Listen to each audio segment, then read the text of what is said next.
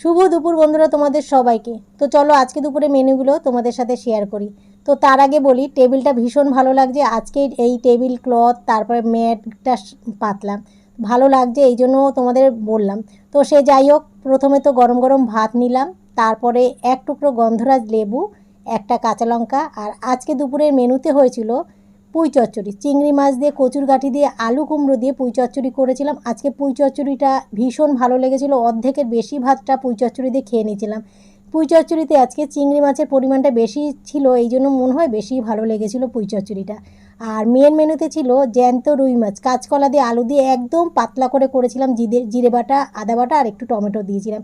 তো অতটা আজকে ভালো লাগেনি, যেহেতু পুঁই চচ্চড়িটা আগে অনেকটা ভাত খেয়ে নিয়েছিলাম, এই জন্য হয়তো পুঁই চচ্চড়িটা আজকে ভীষণ ভালো লেগেছিলো।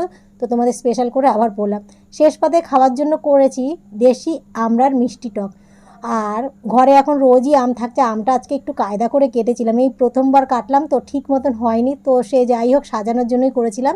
আর পেয়ারা এনেছিল, পেয়ারা পরে থাকলে পেকে যায়, পেয়ারাটা কেটে নিয়ে বসি, ভাত খাওয়ার পরে খাই। আর শশা আর একটু বিট নুন ছড়িয়ে নিয়েছি, আর জলটা দেখো এখন নিলাম।